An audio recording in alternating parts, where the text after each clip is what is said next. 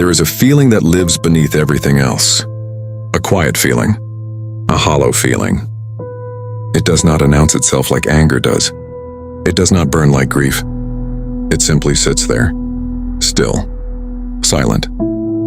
You have felt it in the quiet moments, when the distractions fade away, when the music stops and the screen goes dark. You try to fill this hollow space. You pour work into it. You pour entertainment into it.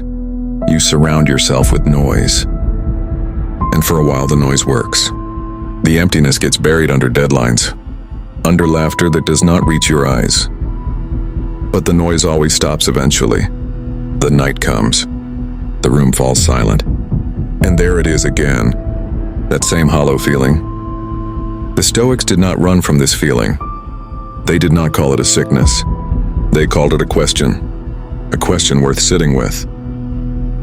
The world gives you many ways to fill the hollow space. 1,000 solutions sold in shiny packages. Work harder. Achieve more. Climb higher. Fill every hour with productivity. Leave no room for silence. Scroll faster. Watch more. Never let the feed stop moving. One more video. One more post. One more distraction. Surround yourself with people. Laugh when they laugh. Smile when they smile. Never let them see the stillness behind your eyes. Buy more things. New things.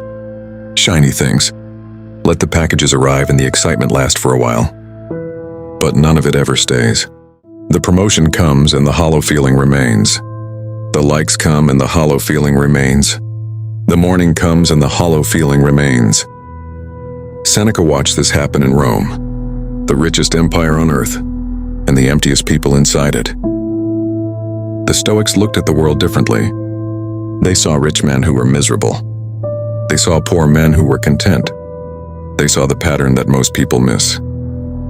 Seneca walked through the palaces of Rome, surrounded by gold and marble and silk, and he saw something others refused to see. The cage was still a cage, even if the bars were made of gold. He wrote that no amount of wealth can fill a soul.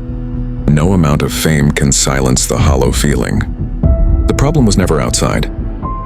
Marcus Aurelius had everything a person could dream of. Power beyond measure, wealth beyond counting, and still he sat alone every night writing to himself. He wrote that very little is needed to make a happy life. It is all within yourself, in your way of thinking. The emptiness you feel is not a sign that you lack something. It is a sign that you have been looking in the wrong direction. We have been taught to look outward since the moment we could understand words. Look there for happiness. Look there for meaning. Look there for your worth. We climb ladders placed in front of us by others. We chase prizes held just out of reach. We check mirrors to see if we are enough yet. But the ladders have no top and the prizes lose their shine. The mirror never gives the answer we desperately want. Epictetus said it with brutal simplicity. You become what you give your attention to. If you give your attention to things outside yourself, you become dependent on things outside yourself. You become restless and you become hollow. Because nothing outside can ever complete something inside. The emptiness cannot be filled from the outside. No matter how hard you try or how much you accumulate.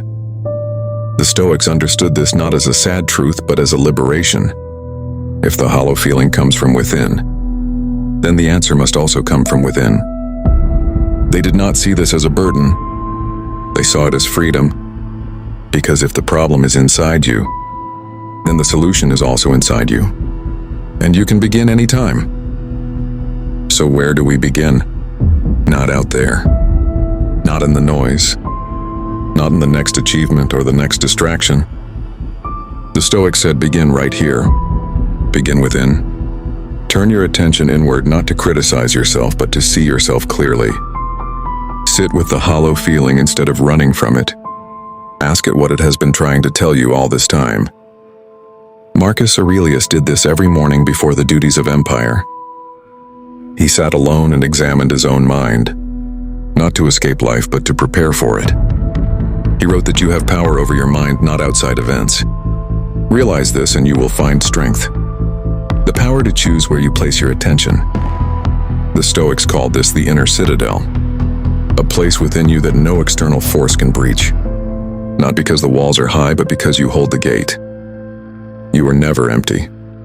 You were just looking in the wrong direction, and now you know where to turn. The hollow feeling you carried for so long was never your enemy. It was a signal, a quiet alarm telling you that you had been looking in the wrong direction. Now you know. You tried to fill yourself from the outside, with work and noise and the approval of others, and none of it ever stayed, because you were never empty to begin with. What you called emptiness was actually space that the world told you must be filled. But the Stoics knew better. They knew that space is where peace grows, where wisdom breathes, where you finally meet yourself. Seneca wrote that true happiness is to enjoy the present without anxious dependence upon the future. Not to rest in hopes or fears, but to rest in what you already are. Right here, right now. Marcus Aurelius reminded himself every morning that very little is needed to make a happy life. It is all within yourself, in your way of thinking. Not in what you own or what you achieve or what others think of you. You are not a hollow vessel waiting to be filled. You are the sky, vast and open and complete. The clouds pass through you, but they are not you. The storms come and go, but you remain. You are never empty. You were just learning to see yourself clearly for the first time.